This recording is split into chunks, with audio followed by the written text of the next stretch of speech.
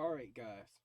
So we are finally going to talk about this video about racism against white people. All right. Uh, Now we're starting off with a video from Vosh. All right. Um, I've seen this video before. I don't remember what Vosh's take on it was exactly, but I do know that he was very much not in favor of this video. All right. Uh, that's the only thing I want to address, right? Um, I'm pretty sure Voss's take on this is pretty much my take on it as well. All right. So before we get to that point, because I honestly do not remember what Voss's take on it was exactly. All right. Just the fact that he's going by the thumbnail. The thumbnail says racist rhetoric and pointing at this guy. You know what I'm saying? Now, I have, over the last several days, I've watched a lot of reaction videos to this. Most of the people are very much in favor of it. Like, this is a great thing. He's speaking facts. This is coming from Stevie Knight, a bunch of other people, all right, are basically saying the same thing. A lot of black people are in favor of this, okay? So, uh, and I've not been cherry picking who I'm watching. I'm watching everybody I possibly can because I want to hear a lot of different opinions on it. You know what I'm saying? And now that I'm thinking about it, I I don't think there's been very many white people at all to address this in any way whatsoever. All right. Uh, so that is kind of interesting. All right. There is one issue that I do agree with him on, and that is the concept of, well, you're white, so you're excluded from these conversations. Okay. Uh, you need to mind your own business. All right.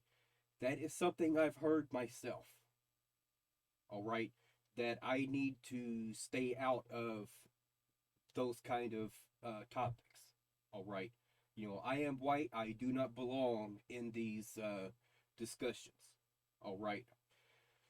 Um, that issue right there is the part that I'm going to agree with him on, but that's about as far as that goes. All right. Um, so let's go ahead and watch a few minutes of this. I just want to see what his overall opinion was and what it was based off of.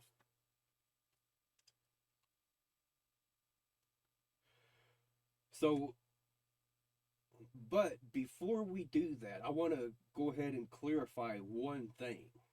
All right. If a white person is able to listen and take seriously the arguments and talking points that they're getting, then they should be included in all of the conversations about this. All right. It should not be, well, you're white, so you just need to go mind your own business. If they're there to expand their knowledge and understanding, then you should uh, help the situation by explaining to them possibly some things that they've gotten wrong. Some, possibly they've been watching biased news coverage, they've been reading biased articles, they've been listening to other people who's fell into the same trap. Uh, these are corrections that can happen very easily by not excluding them based on what they look like. All right. Um, so the way I'm looking at this, every single time there's a disagreement, that is an opportunity for each person, regardless of what side they're on, for both parties to walk away with more knowledge and understanding. All right. Not saying if they don't agree, then they have to be enemies. That's not what I'm saying at all. Even if they walk away and they're still disagreeing with each other, I just don't see the world the way you do.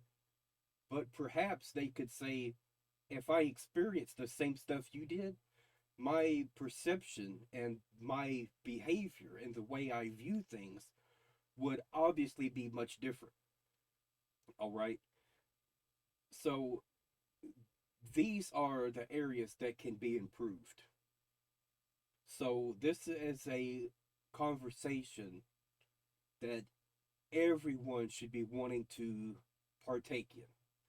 That's not to say that any other person needs to just try and take over. That's not what I'm saying at all. In that case, then I absolutely agree. That's when you have the right to shut that down and say, hey, wait a minute. This isn't about you. This conversation is about us and what we have been through and what we're dealing with. Do not try and make this about you and try and overshadow our struggles. Perfectly understand that, and I will back you up 100%.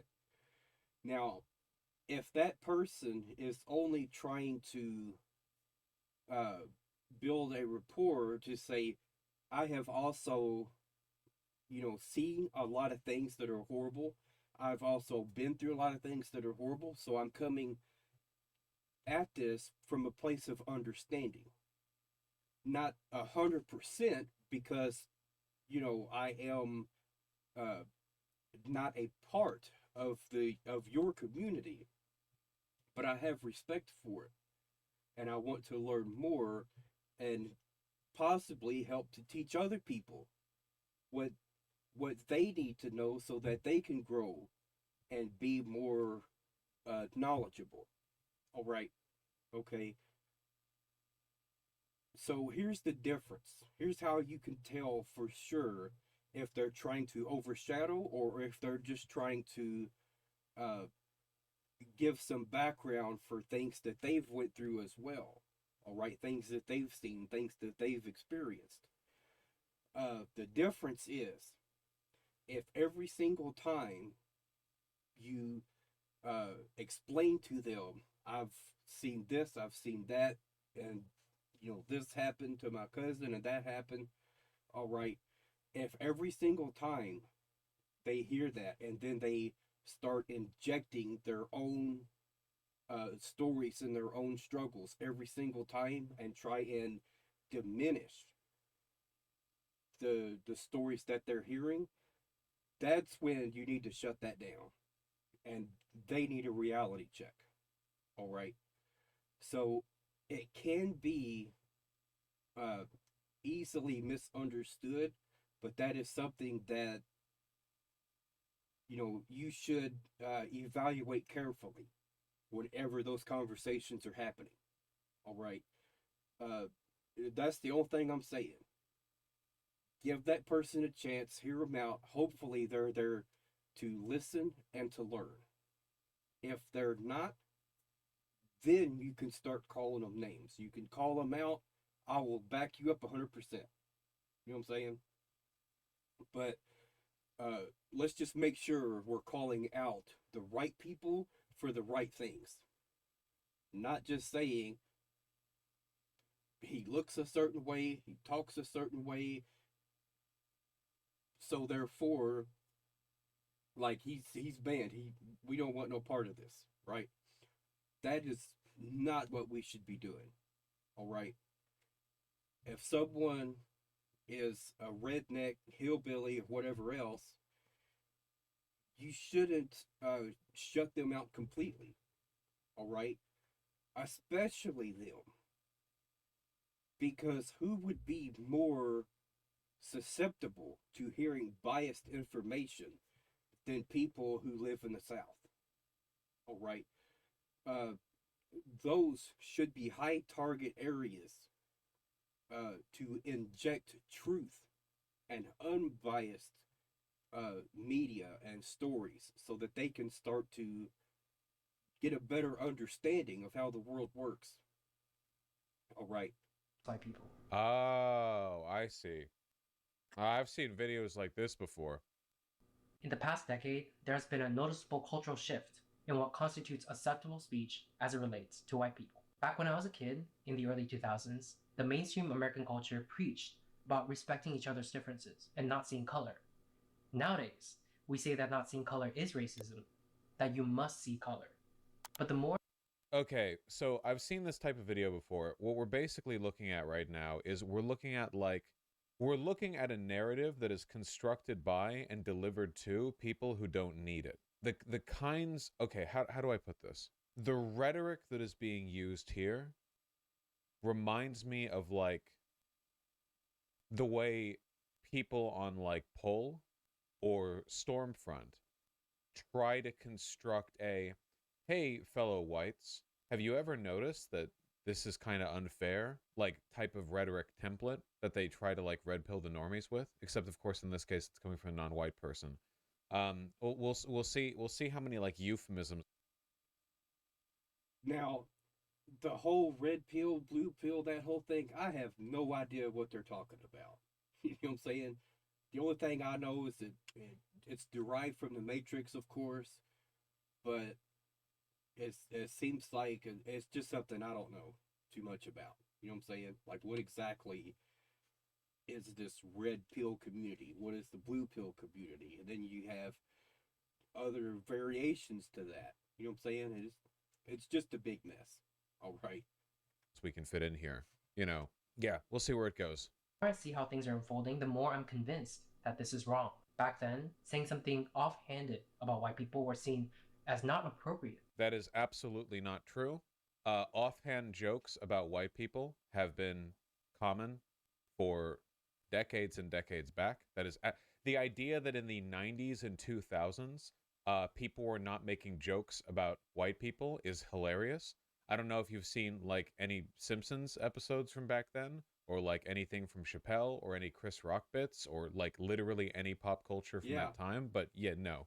Uh, And be fully aware, I am not one who gets upset about a comedian making jokes about white people. All right. Like, at all. Um, that is something that everyone needs to understand. Comedians are there to tell offensive jokes. Like, that's their whole purpose. If there was a certain group of people that was off limits that they would not joke about, that's when we would have an issue. That's when I would say, look, if you're going to make fun of one, you should make fun of everybody equally. All right? You know, and calling white people names, all right? Um, I don't have an issue with it, but it depends on the context. All right? It depends on the reason why. If you're calling a white person Mayo-monster because they're white, I have an issue with that.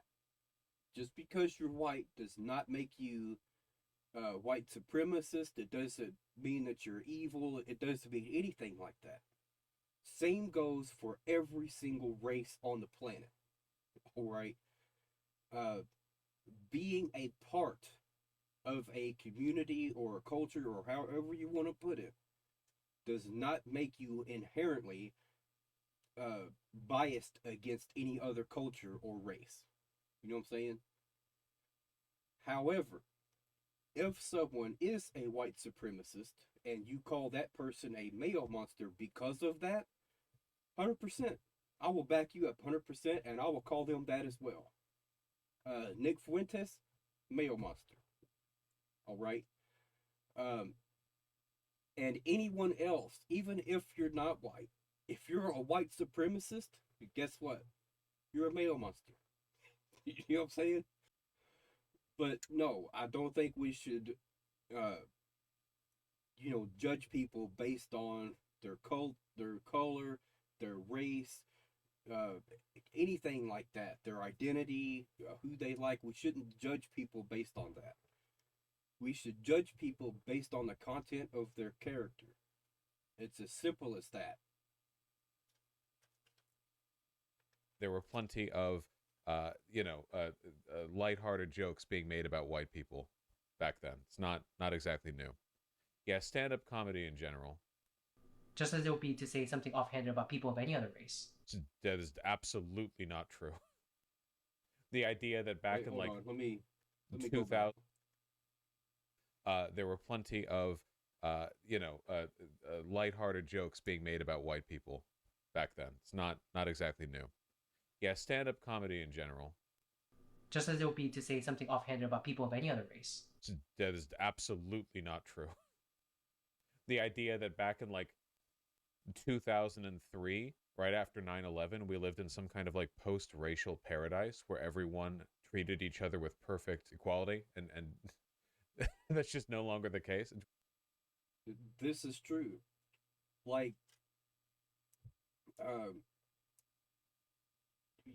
this concept of, oh, well, things wasn't ever this bad before. Like, things are just getting way out of control and this and that. Uh, what I would say to them, go way back in time and experience what it was like for them back then. Then transform back here again and then try and say that. Oh, things have never been this bad. Are you kidding? Um, yes, we are always going to be dealing with racist people. All right. And from my experience, from everything that I've seen, 9 times out of 10, it is black people being victimized. That is not to say that all black people are victims and we should coddle them, and that is condescending. That's where I draw the line. We could point out the people who were victimized without, you know, we should be able to call out injustices without people accusing us of being condescending and everything else. All right. If someone is being condescending, though, then I will back them up 100%. All right. But just saying what they did to Tyree Nichols was wrong. What they did to Keaton Anderson was wrong. What they did to George Floyd was wrong. What they did to Breonna Taylor was wrong. That is not being condescending. That is not trying to coddle black people and say, oh, they're just all victims, right? We all need to feel sorry for them. That's not what I'm saying at all. All right. And for anyone who goes around at every single time they see someone pointing out any kind of racial injustice and starts throwing that out there and making those kind of accusations, I'm going to say screw you for that. You know what I'm saying? If they are being condescending, then that's perfectly fine. But it's like I said at the beginning, we need to be calling out the right people for the right things. Accuracy is very important. All right. If you call every single white person racist, then you're taking away from the meaning and the purpose of calling out racism. You know what I'm saying? Just think about that for a moment. If you're going to label an entire group of people as being a certain way, then you're not helping anything. Because those people that you're alienating, some of those people could actually be allies, could actually be ready and willing to fight by your side. You know what I'm saying? So we definitely should be calling out the right people for the right things. All right. Also, if you see someone who is being condescending, being racist, being whatever else, um, I would say try not to just right off the bat judge them and start calling them names. All right, they could be uh, have they could have been misled. They could have been lied to. They could have just been buying propaganda without realizing it. So I actually watched a very interesting video, all right, and it was brilliant. It is showing someone, of course, it's one of those videos like what Ryan George would do or something like that, where it's just one person playing two different roles, right? Having a conversation back and forth. All right. Uh, but basically, you had one person who kept rattling off like racist stereotypes, racist statistics, and then you had the other person only saying one word and completely broke down the barrier of communication with one word. Why? You know what I'm saying? Uh, and the more he kept trying to explain why this is, why that is, why this is, he eventually got around to the point of understanding, oh, wait a minute. Uh, it doesn't make any sense if you really break it down and get to a nuanced point about all of these different things that you're constantly hearing. All right. So I'm going to put a link to that in the description. All right. Very interesting video. Absolutely loved it. The video came from Flower Tower. All right. So I will also have a mention to her channel in the description as well. All right. Ridiculous. But that soon gave way to our current times, in which there exists virtually no limit to what racial minorities can and do say about white people. There are a couple of limits. I believe this is the natural outgrowth of a perverse ideology that teaches us that everything, every societal ill, is the fault of white people, and that whatever prejudice acts we may inflict upon them does not constitute discrimination because we don't have the power to discriminate. There are definitely some people who believe this, but this belief is literally centuries old. The idea that any retributive violence against white people is justified and not an element of social oppression goes back to before the abolition of slavery. So this video might succeed in identifying some negative behaviors that are associated with the progressive left, but it will only do so as part of a framing device where it dishonestly suggests that this is some kind of like new rising tide, like some immediate threat that is growing worse that must be, opposed immediately lest it go overboard and white people all get genocided.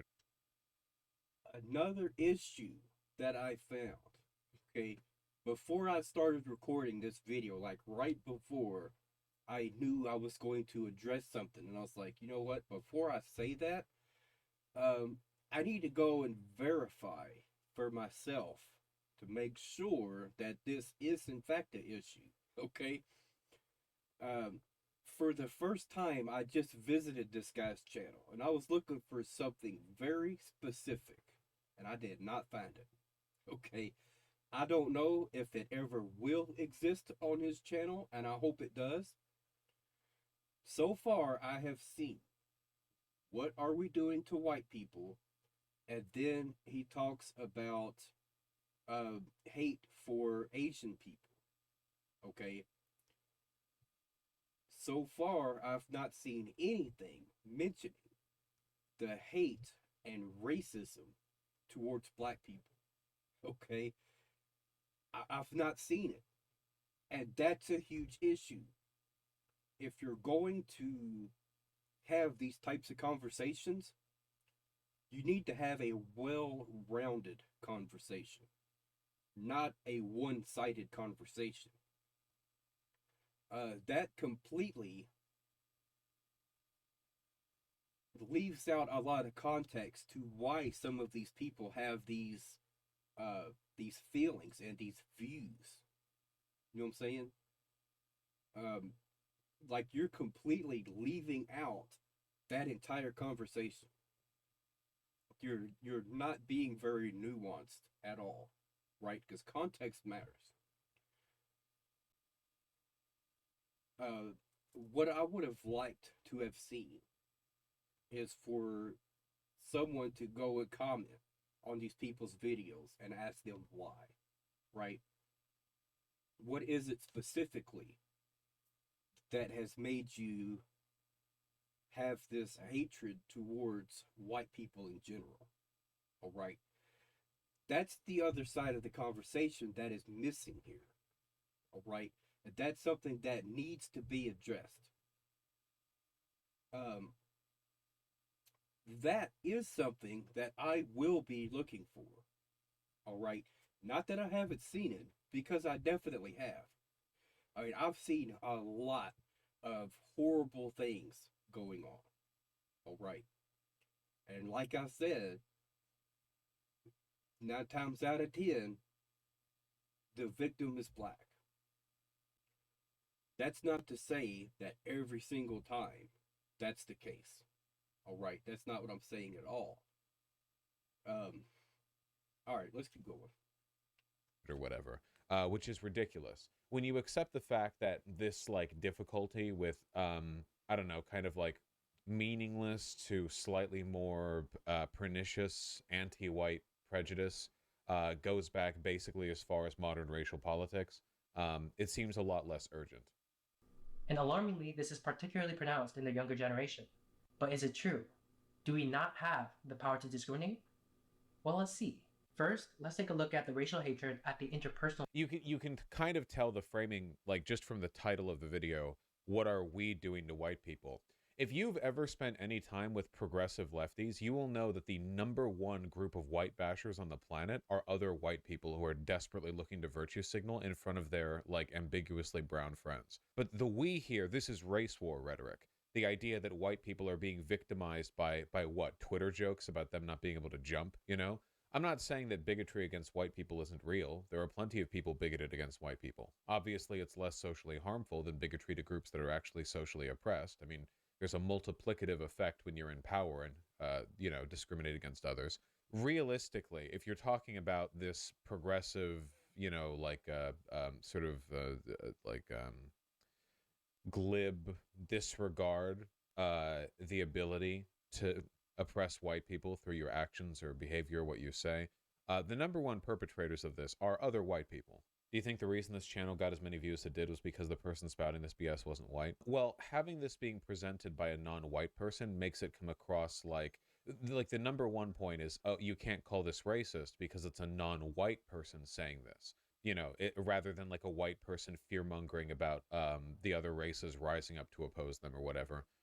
You have a non-white person. And secondly, it makes it come across as more like, I don't know, like a tell-all. Like, look, this non-white person is admitting it. They really do treat white people worse or something. You guys know what I'm talking about, right?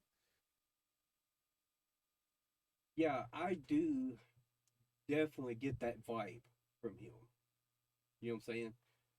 The vibe that I get is that it is never okay to call out white people for anything that they do, right? Like they're supposed to be able to skate through life without having any type of jokes made about them, without being, you know, made fun of at all, which that would be complete BS. You know what I'm saying? You know, if we look at Saturday Night Live, all right, they have a segment called Black Jeopardy. Every single segment that they do of those, a category called white people is going to be in there. And there's going to be something inherently negative against white people. Now, the question is, do I get offended by that? Am I upset that that being white is the butt of a joke when it comes to that segment in particular? Absolutely not. You know what I'm saying? You know, because like I said before, inclusivity is the goal. Like, if you're going to make fun of one type of person, you should be able to make fun of everybody. All right.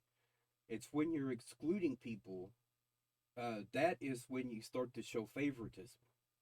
All right. So the same thing goes for politics. Um, Even though I'm not a huge fan of Kanye West because, well, obviously, he says some really bizarre things. Talking about he loves Hitler and all this other kind of stuff, right? Then he's associating with Nick Fuentes, right? He's got some issues. At the same time, even though I don't particularly like Kanye West, so when SNL cut the show off early because he was saying good things about Trump, that I did not like. All right. Even though I don't like Trump either. But it is the censorship issue. All right.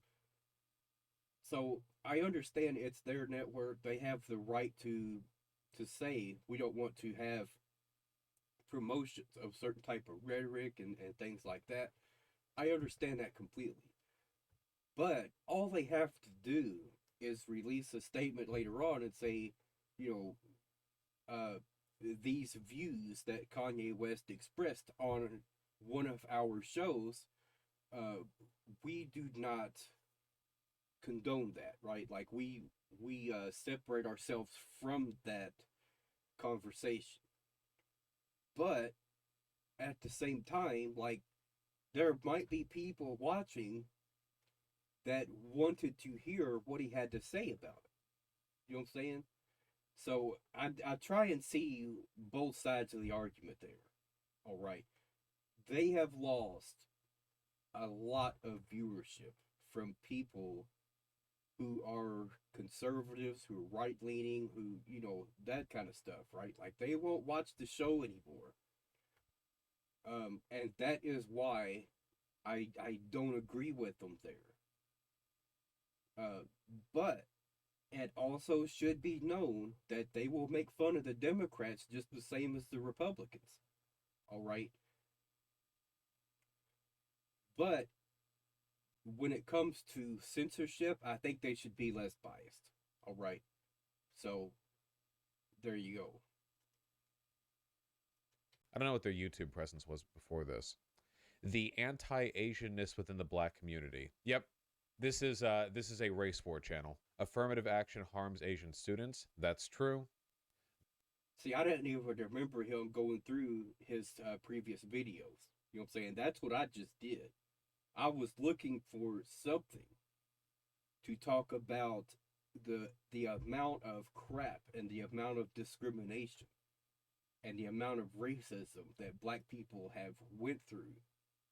And then when they try and expose that and tell the rest of the world or the rest of the country or whoever it is that they're trying to talk to about it, then what do they get in return?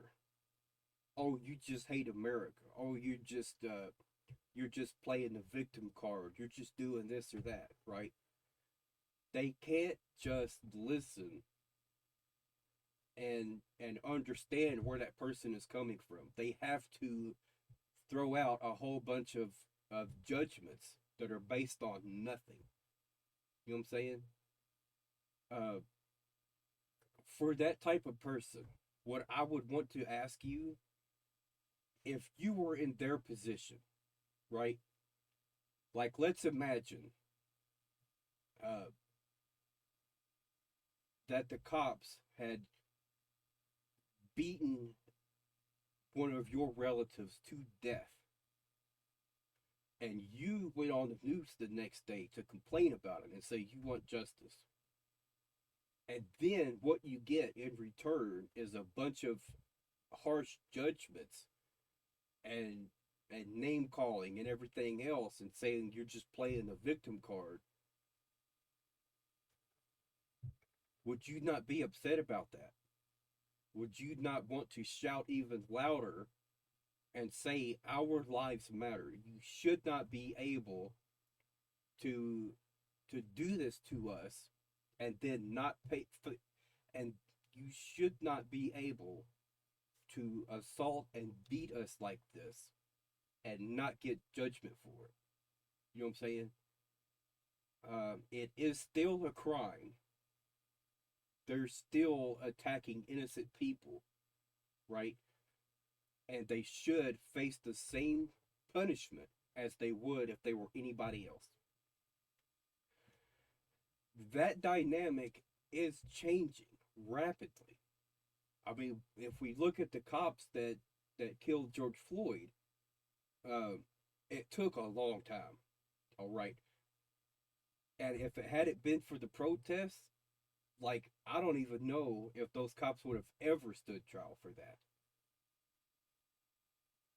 And it's one of those things to where, I mean, that's the ultimate question. That's what we have to ask. Would they still be walking around as cops right now if it hadn't been for the protests? All right. To me, the peaceful protests, those are in the interest of justice.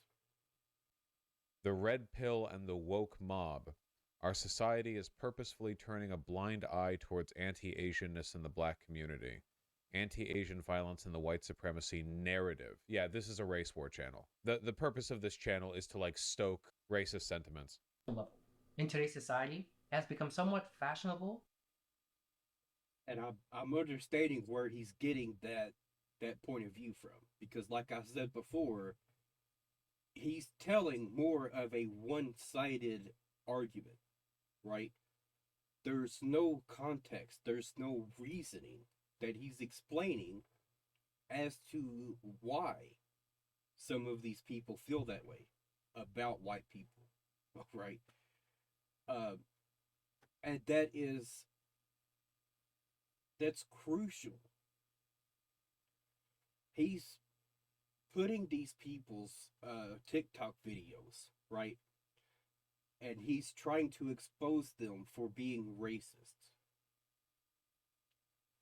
without giving any context to the reason why they feel that way. All right.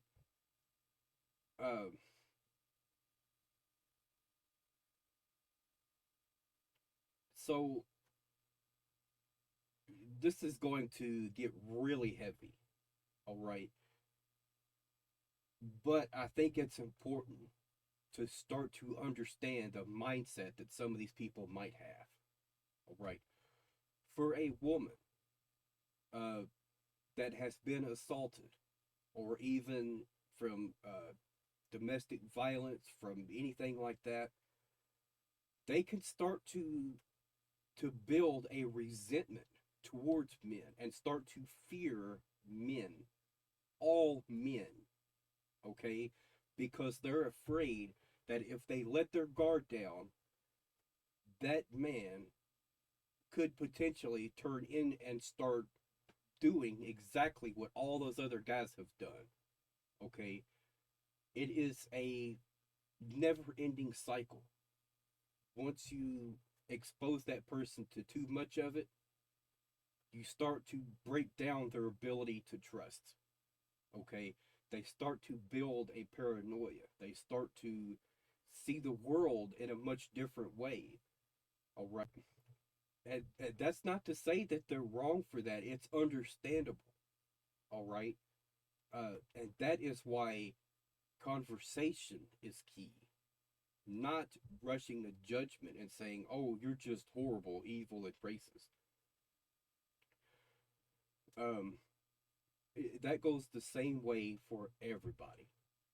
And that's why I said, if you see someone that is appearing to be racist, that's saying things that are, that looks just really wrong and really bad, talk to that person.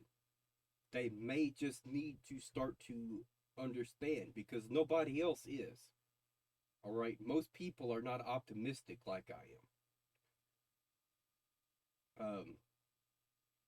For me, whenever I see disagreement, I see a potential opportunity, all right, for both of us to potentially come away with more knowledge and understanding.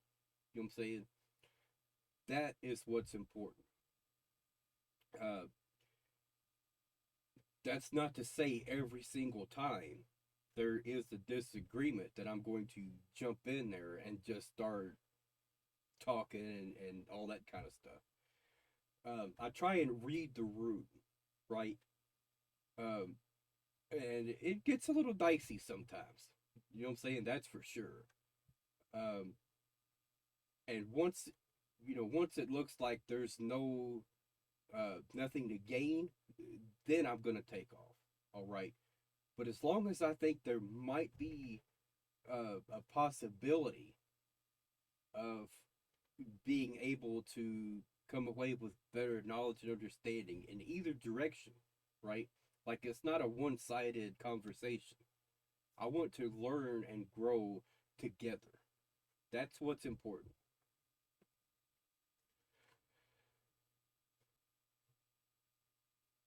Now,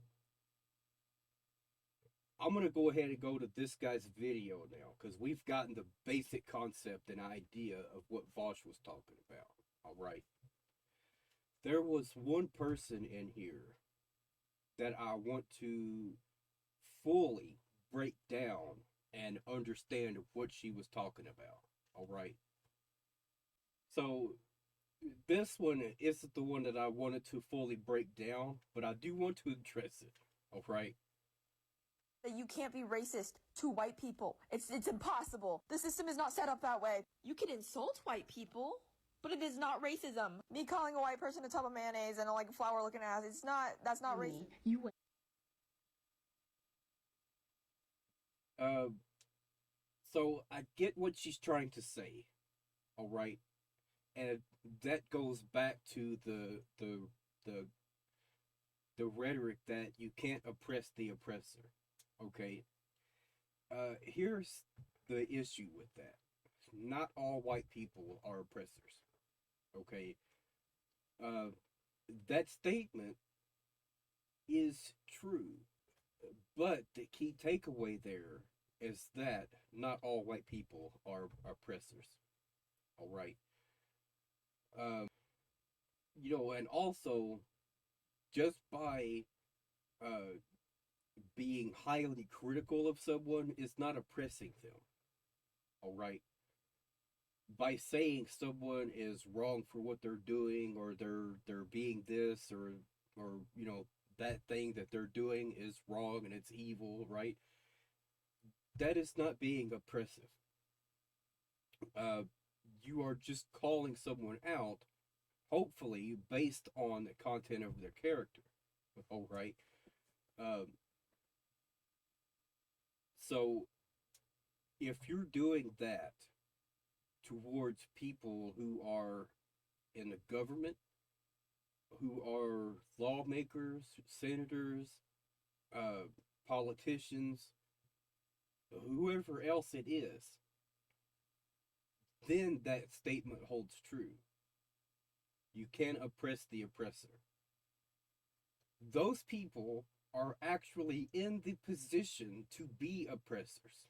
Not saying they are, but they have the ability to impose laws and to help large businesses and corporations oppress certain types of people.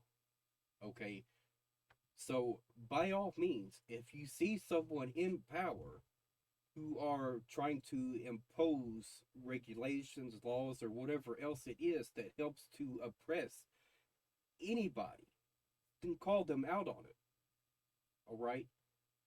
Um, but be specific at the same time. And people who support them, that is where the most amount of progress can be made. We should want to go to that person and explain to them, I don't support them because they want to impose this law. They want this regulation to exist. They want companies to be able to discriminate against a certain type of person. All right, or any whatever it is. All right. Uh, those conversations are crucial and they should happen regardless. Like, I don't care who it is, any politician, anyone in a position of power, they should be criticized whenever they do something wrong. Okay? And we should be specific about what they're doing and why it's wrong. All right? And hopefully not based on stuff that we've heard on TV, not based on articles that could be biased. All right? Try and look into some things and try to get a more nuanced opinion about it. All right?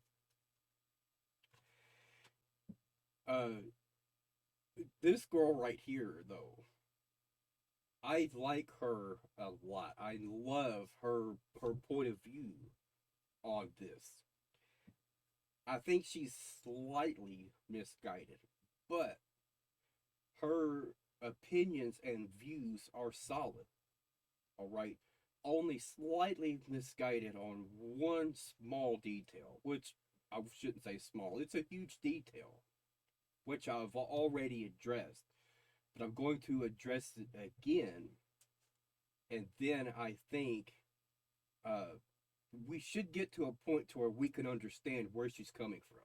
Like, she's not wrong. Almost everything she's saying is 100% correct. All right? All the way to Africa to physically take black people from their homes, shove them in on boats where a lot of them got diseases and died, told them where they could sit on a bus, told them which schools they could go to, which water fountains they could use, which bathrooms they could use, and that's sugarcoating it. Those are just terms. I'm not even describing all the disgusting things that happen, and they don't even want revenge. They are letting you guys skate by asking for equal rights. That's it. And you're the part about letting us skate by, that is the discrepancy here. That's where she's slightly misguided. Okay? You have to be more nuanced than that, than just say they're letting you skate by. Who specifically is it that should not be skating by, right? If she's saying the politicians, the people in power, the people that are actually in the position to be oppressive, all right? And it goes even further than that. Employers, the people who are in charge of bank loans, the people who are, all of these people here, right? Those are the people that should not be skating by. 100% agree with that. Like, if that's what she means, and I think that's probably what she means, all right, that if you're in a position of power and you have the ability to oppress people, and you should not be skating by, all right? You should be called out on it, and you should lose your ability to do that. So that's the only discrepancy there. All right. It's highly doubtful, but if she's saying that all white people are responsible for this, like even myself, like I'm an oppressor, I shouldn't skate by, then I'm going to say that's wrong. All right. And the reason why is because, remember what I just said. We should target the people who are in a position to be able to be oppressors. Okay? I'm not in charge of bank loans. I'm not a landlord. I'm not a judge. I'm not in a position to hand out tougher sentences on certain groups of people. Okay? I have never done that, and I never would. All right? I've never been in any type of position of power. All right? So that's the distinction we have to make.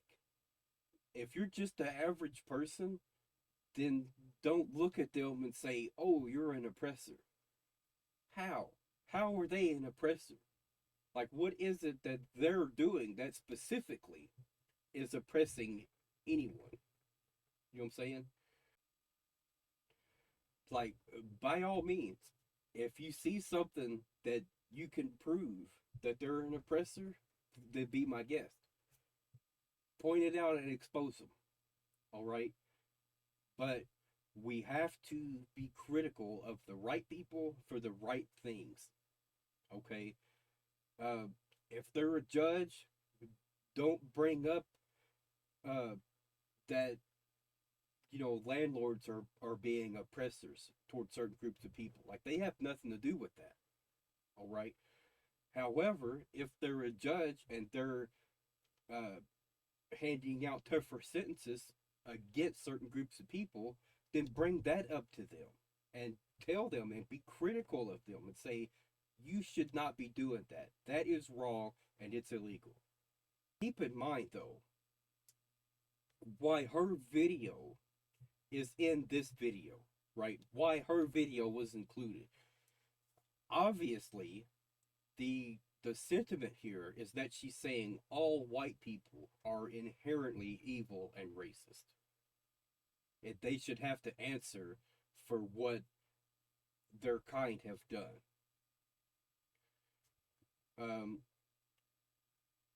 There's no proof of that. All right? There's not. If that's what she specifically said, then fine. Then we can address that. But, this guy seems to like to take a lot of these things and twist them around and tell a certain narrative that's just inaccurate. For the most part, it's just inaccurate. All right. Still saying no? They are not as angry as they should be. Y'all are getting off easy and you're still saying no? Fuck you. Some people Again, absolutely agree. They're not as angry as they should be. You know what I'm saying? That goes for anyone that's had to deal with oppression. All right? rumblings of the powerless. That's the idea that when you have a power disparity, the less powerful sort of has this general society given leeway to complain about the more powerful.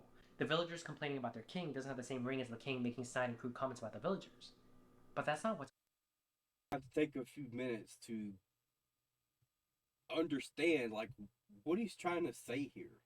Because although certain segments of our society refuse to believe this, even as evidence mount before our very eyes, in one side of the political aisle, people of color actually have greater power than white people. That is the truth that is not being acknowledged by the people that need to hear it, because this gets in the way. In one side of the political aisle, people of color... Now, I know you guys can't see it, but I'm going to read it out because there's subtitles in here. All right. So he says, in one side of the political aisle, people of color actually have greater power than white people. Where? This is the issue. You know what I'm saying? This is based on propaganda. This is based on nothing. Where's the evidence of that? All right? And then, not only that, then you have to explain why a certain person has more power than someone else.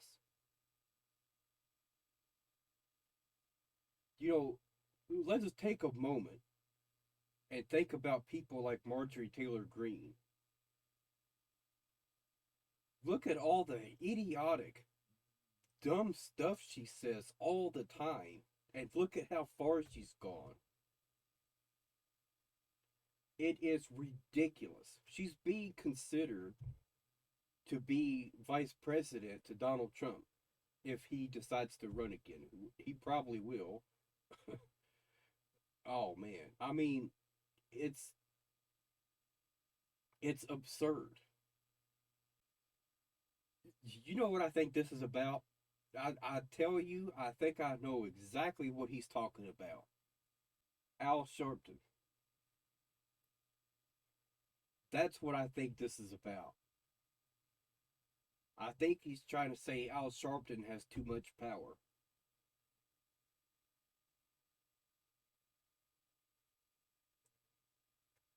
if that's the deal, like, let me know. All right, if you guys agree with that, or if you think I'm way off the mark, I could be. That's just speculation. All right. I mean, we even heard that from Key and Peele, right?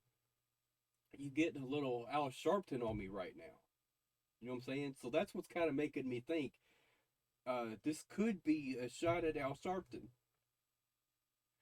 If it is, or if anyone out there has this point of view that Al Sharpton has too much of a platform, people listen to him too much, I would ask you this: why? What is it specifically that Al Sharpton says that's wrong? All right. We will definitely be doing some videos about Al Sharpton. All right. Now, I actually watched the eulogy that Al Sharpton did for Tyree Nichols. Okay. It was an amazing speech. All right. It was really heartbreaking. Okay. So, if you're going to say that he has too much of a platform, you go and watch those videos and you come back and tell me why you think that. What, if anything, is he saying that's wrong? You know what I'm saying? You know what? As a matter of fact, I'm going to go ahead and see if I can pull up a short video from Al Sharpton. Um, hopefully something really good that explains his overall views on issues in society. All right. All right. So we got a video here from MSNBC. All right. And it looks like they're either showing a video of Al Sharpton or having an interview with him. I'm not exactly sure. This is about Tyree Nichols. This was 12 days ago, and the title is "I Almost Lose Count," says Reverend Al Sharpton on eulogies he gave. And like I said, I've already seen the eulogy. I mean, it was very impactful. All right. And speaking of that, I am wondering why, like, all of a sudden, the coverage about Keenan Anderson has just stopped. Hopefully, that's not a permanent thing. Hopefully, there is going to be continuing developments in that case.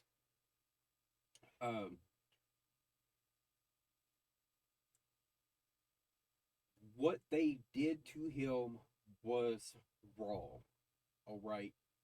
It's as simple as that. They used excessive force and a man is dead. Simple as that. Their final goodbyes this week on Wednesday. His parents joined Politics Nation to talk about a little of their son and what they want to see come next. Tyree was just a beautiful person. He was full of life. As you can see, he loved to skateboard. He loved to watch the sunsets. He was a great dad.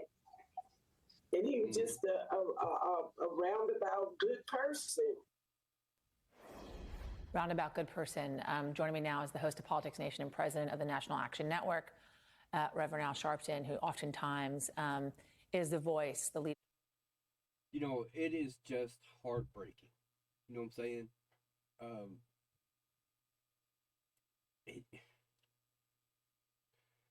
I've said it before, and I'm going to say it again. These incidents are not isolated. All right? There has to be a connection, or else it would not keep happening. All right? So the idea that this has nothing to do with systemic racism or any type of systemic problem is just absurd. All right, it is absurd to say that. Uh, once and a once a coincidence repeats itself over a few times, it's not a coincidence anymore. It's a pattern.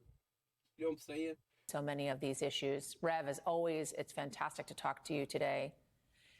What stood out to you in that conversation yesterday with Tyree's parents? It was very much, I was very much moved by the fact the mother, despite her hurt and pain, and talking about how close she was with Tyree, and to the point where he had even a tattoo of her name on his arm.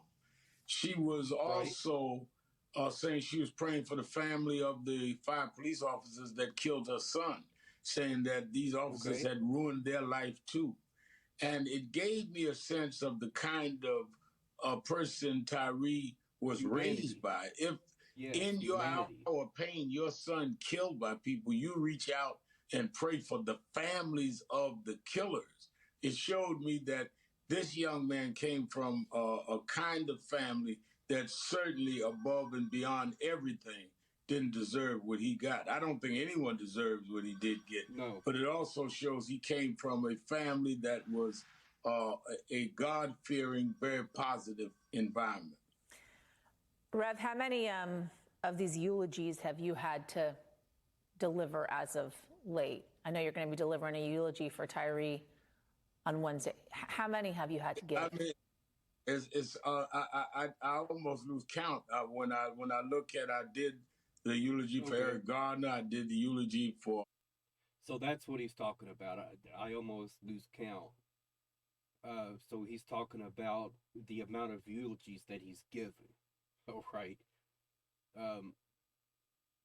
Look, I'm bringing him into this conversation for a reason. All right. The reason is because I think some of this rhetoric is coming from the idea that someone like Al Sharpton has too much of a platform. That too many people listen to him, right? It's just wrong. So far, I've not heard anything that Al Sharpton has said that's wrong. All right. You know, we have to remember that Al Sharpton actually intimidated a racist attorney for one of the perpetrators and the Ahmaud Arbery killing. Okay. And what they had said was they don't want any more black pastors, I think it was, in the courtroom because they're intimidating the jury. Like, are you kidding me? That still bothers me. You know what I'm saying? That is just ugliness.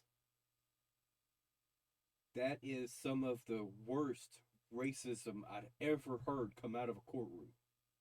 All right. And they should be ashamed of themselves for it.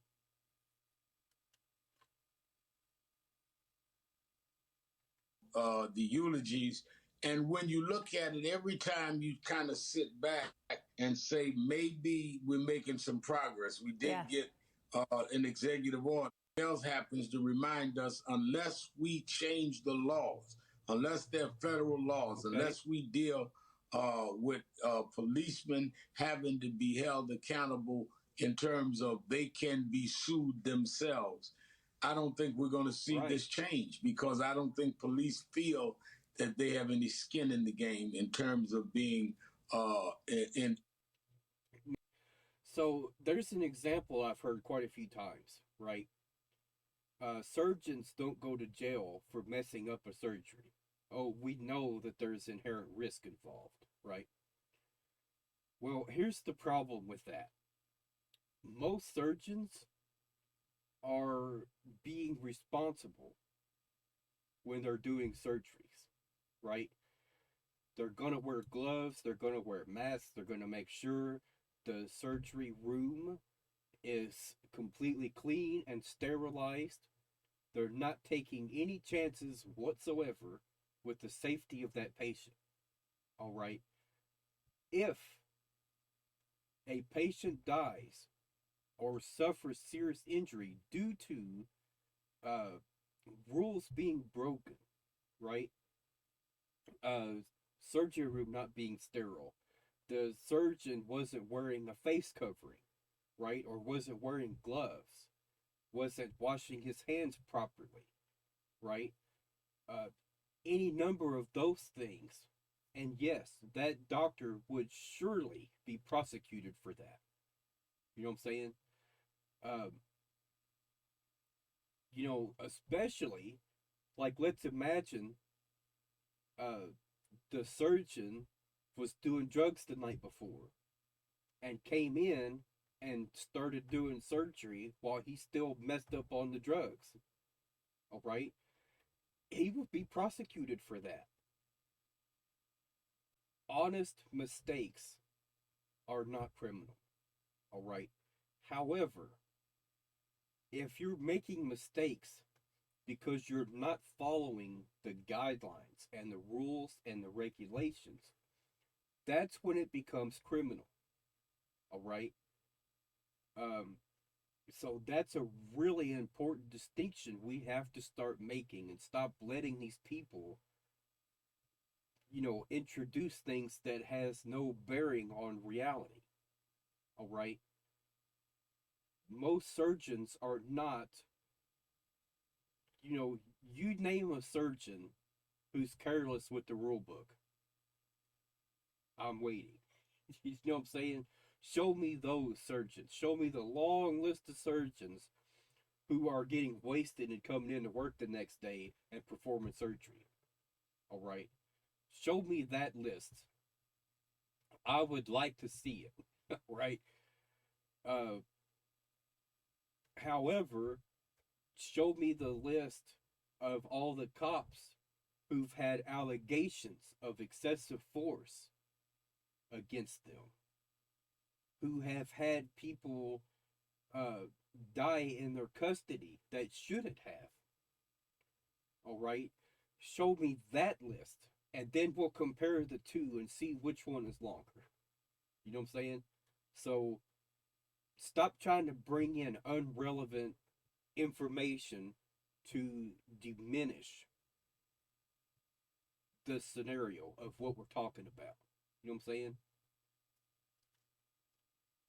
At risk of losing something personally. So let me ask you this, Rev. 10 to 15, probably more, let's be honest, that you've delivered at this point. Right. I just talked to Antonia about the message that the community was hearing from their local pastors, right? So often in these communities, the Black communities, they turn to the churches, right, for guidance, for what to do next, and then also how to heal, right? As you're going into this thing, what are you thinking, right? The pastor today delivering this message of hope and heartbreak, but also political reform, right, as you just talked about. So you've been up there so many times, center stage, talking about this over and over again. As frustrating for you at times as it is for members of this community, what is going to be your message? My message is going to be that we must not stop until we get a federal law like the George Floyd Justice and Policing Act. We must end qualified immunity. Policemen need to know, and their families need to know, that when they behave in this way, they can not only, if they get caught, because I think many of them feel they couldn't get caught, but if they don't get caught, they still risk losing their home, their cars, personally. Not just counties are going to pay their way out of it, or cities. And I think that what I will say to people is that we must have a sustained movement around federal laws, and we can't stop till we get it. Just like they didn't stop in the 60s until they got the Civil Rights Act or the Voting Rights Act, we can't stop until we get these laws changed and end qualified immunity federally, because they also need to have a requirement for every single cop to have a body camera that they cannot obstruct and that they cannot turn off. If they are tampering with their cameras at all, All right, that is obstruction of justice, and they should be charged for it. The same it would go for anybody else. All right, if you disable someone's security camera and then start stealing packages off their porch, that's obstruction of justice. You are tampering with physical evidence. You know what I'm saying? That's another charge right there. All right.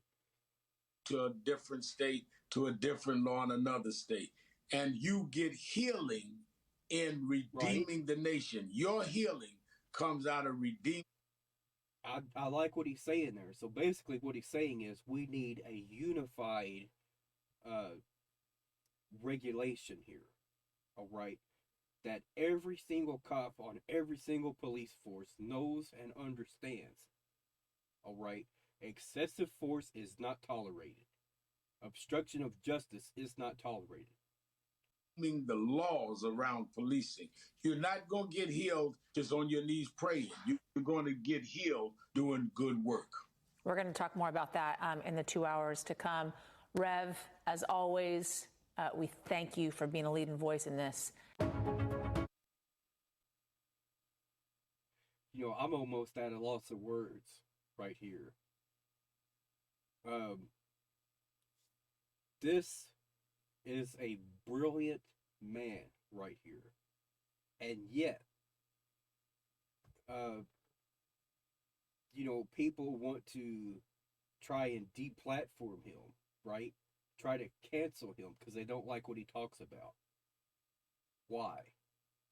Because he wants police to be held accountable for the type of crap that they're doing all the time. That's why? Like, for real? All right. That's it for now, y'all.